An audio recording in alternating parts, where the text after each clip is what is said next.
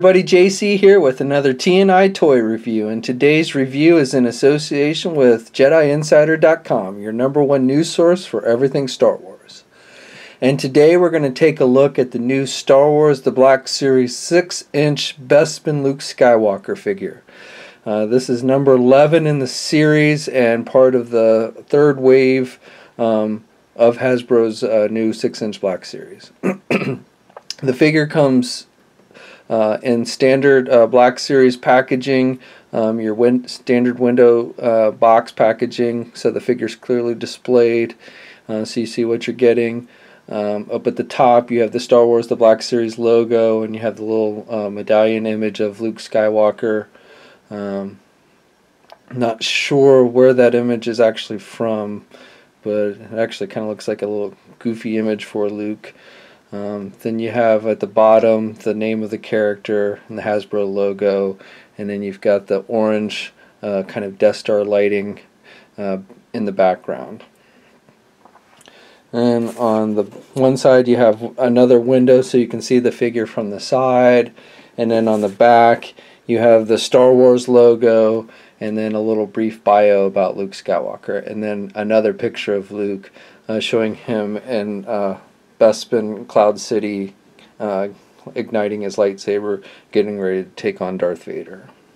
So, pretty, like with all the Black Series figures, it's pretty generic box packaging, but you do get to clearly see the figure displayed in it, which is nice, so you can check it over before purchasing it.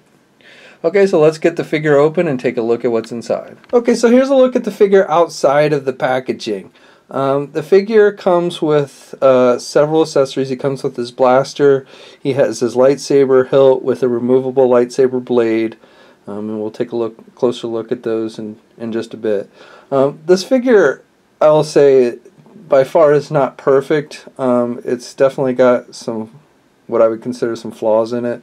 Right off the bat, I'd say the likeness to Mark Hamill is not very good on this figure. The likeness to on the first Luke Skywalker figure they did with the X-Wing Luke was much better in my opinion. So I'm not terribly happy with the face sculpt. Also, there's just something a little off with the eyes. I don't know. It's not exactly cross-eyed, but definitely seems to be something a little bit off with the eyes. But just the overall face really just, to me, doesn't scream Mark Hamill. Also, there's some blemishes on the paint on his hair. You can see kind of towards the end, you can see kind of like some skin tones coming through the hair. And I don't think it's supposed to be on purpose. It just looks like the paint is kind of rubbed off there or something. So overall, I think they did a much better job with the Luke Skywalker face sculpt on the first figure. Now, the good news is you can actually, if you have the X-Wing Luke Skywalker and you like that head better, you can actually switch the heads. So they just pop off with ball joints. So if you do like that head, then you can switch it onto this Bespin Luke if you want. Now, the X-Wing Luke's hair is a much more red color than the Bespin Luke head sculpt. So, not only is the face sculpt a little bit different, but definitely there's a different shade with the hair. So other than the face sculpt, I think they've done a pretty nice job of capturing the look and feel for the Bespin Luke. Especially on the outfit, I think they've done a nice job with the paint washes, giving it that tattered and dirty look. You can definitely see a lot of dirt on this outfit, which you would expect after hanging out in Dagobah for a while.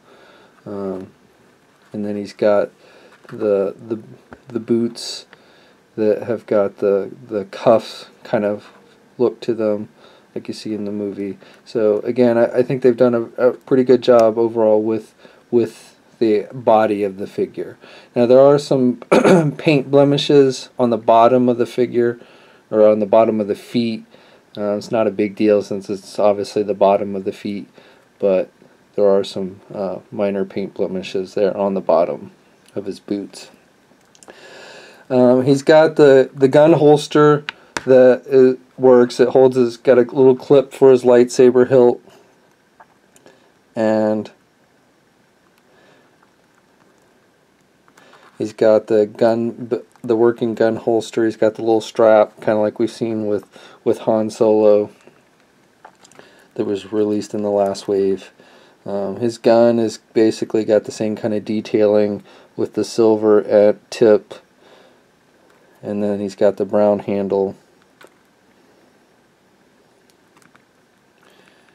Now, unlike with like the other figures that we've seen in this line, like Han Solo and Greedo, the gun belt does not seem to be removable. There's no place that I found to unhook it. So you cannot, it appears that you cannot remove the gun belt on this figure. The only other complaint that I have with this figure is the way they've sculpted his hands.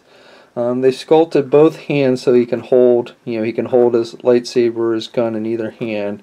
His left hand has the trigger finger, so it holds the gun tightly. That's not really the issue, but the problem is the way they've kind of sculpted the hands. They're at a funny angle, and they do have a hinge joint on them, but they, because of the way the sleeve is sculpted, so it comes right up on the hand, it really doesn't have a lot of flexibility there. You can do the hand down, but he really can't do it up much. So the hand is almost sculpted in this weird angle. So like when he's holding his gun, it looks kind of funny, just because of the angle that the hand is in. So I really don't like that at all with how the hand is angled on this figure, and it's kind of the same way with the other hand as well. He's just kind of got it angled. You can, that one has a little bit more up. You can get it up a little bit more, so it's not quite as bad. But definitely with his gun trigger finger hand, when you're holding the pistol, it just kind of looks funny from certain angles. So Bespin Luke here comes in at about 5 1/4 inches tall. He's pretty close to the same height as the X-Wing Luke, though he is actually just a hair smaller than X-Wing Luke. But overall they're pretty close in size. He's shorter than Han Solo, but that's pretty much film accurate. And then he is a little bit taller than Princess Leia. Actually, he's a fair amount taller than the Slave Leia figure. And then here he is with R2-D2. So overall, like I said, the scale is pretty good. Luke's a little bit on the short side. We all know he's kind of short for a stormtrooper, so it makes sense that he's shorter than Han Solo, but he is taller than Princess Leia, and obviously taller than R2-D2. For accessories, as I mentioned before, he comes with the lightsaber. He's got the removable blade, just like with the other figures that have come with lightsabers. Pretty good detailing. It's pretty much the same lightsaber that came with the X-Wing Luke. Mine has maybe a little bit more black on the handle than my X-Wing Luke's did, but for the most part it's pretty much the same accessory. And like I said, the blade just kind of fits in like that.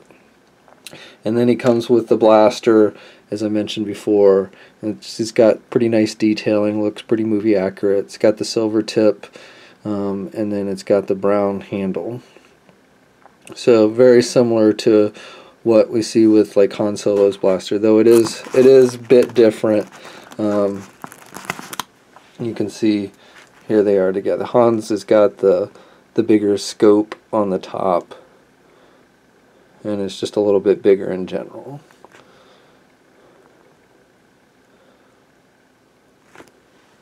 Articulation wise, this figure is pretty comparable with what we've seen in the other figures in the series. He's got the hinge joint, so he can look left, right, up, and down. So he's got pretty good movement at the head. He's got the standard ball hinge joints at the shoulder. So he's got good rotation there. Can get his arm out pretty good. He's got single hinged swivel elbows, so he can bend his elbow pretty good, both sides. And then, as I mentioned before, he's got the swivel hinge wrists, but especially with his left hand, you really cannot get it to swivel up much, so it's kind of always in the downward type position, which looks kind of funny, especially when he's holding his weapons.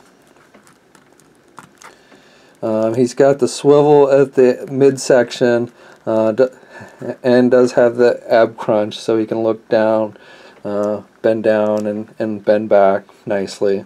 And it's well hidden with the way it's sculpted and everything. I really like the ab crunch on this figure. For the legs, he cannot do the splits very well. That's about as much as you can get the legs apart. He can get the legs outwards and backwards pretty good. He's got the double hinged knees, so he's got good bending at the knees. And then he also has the swivel at the thigh. And then he does have the hinged ankle pivots at the feet. So he's got good movement there. And the joints are all nice and tight and everything. I haven't had any issues. Like I said, my only real complaint when it comes to the joints and articulation is just with the wrists and the way the hand is kind of sculpted in that weird, awkward position. That's my review. Overall, this figure does have some flaws to it, but I still like the figure. Partly, Bespin Luke is probably my favorite incarnation of the Luke Skywalker character, so I've been really looking forward to this figure, and it does have some minor flaws with like the wrists. I don't like how they're sculpted, and the face likeness is a little bit off. But one thing with like the face sculpt, I would kind of recommend, if you don't like the head sculpt on this figure, to just switch it out with your X-Wing Luke and use that head sculpt. I do think that one looks a little bit better. And as far as the hands go, it really just kind of depends on how you pose it. But it's a minor flaw. But still, I'm pretty happy with this figure, and it's probably my favorite figure in the wave. I mean, the Stormtrooper, which is basically just a cleaned up version of the Desert Trooper, is pretty nice as well. But still, this is probably my favorite figure in this third wave, even despite its flaws. And again, that's partly because it's just my favorite incarnation of the Luke Skywalker character. If you've been following our Toy Fair coverage this past week, then you know there's a lot of cool things coming for the Black Series. We've got Darth Vader coming with removable helmet, a two-piece removable helmet, which looked really good. We've got Chewbacca coming. We've got a clone trooper coming. We've got Jedi Luke, so we're going to get a third Luke in the series already. I really hope that eventually we see a Bespin Han Solo to go with this Bespin Luke, because Bespin Han's my favorite version of the Han Solo character.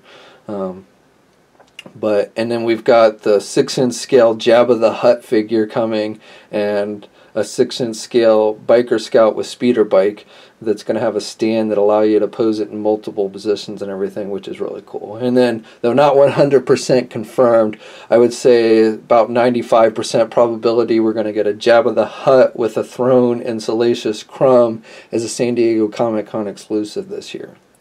So that's definitely something I'm looking forward to. And it also makes me happy that, that Slave Leia figure in Wave 2 I really did not terribly like. And I said before that the only way to justify that figure coming so quickly was to give us a Jabba the Hutt to go with it. So now I feel better about the Slave Leia figure. So definitely there's cool things to look forward to in this line. And like I said, this figure does have some flaws with it. But I overall still like it, and glad to add it to my collection. So that's my review. I hope you enjoyed it. Until next time, I'll catch you later.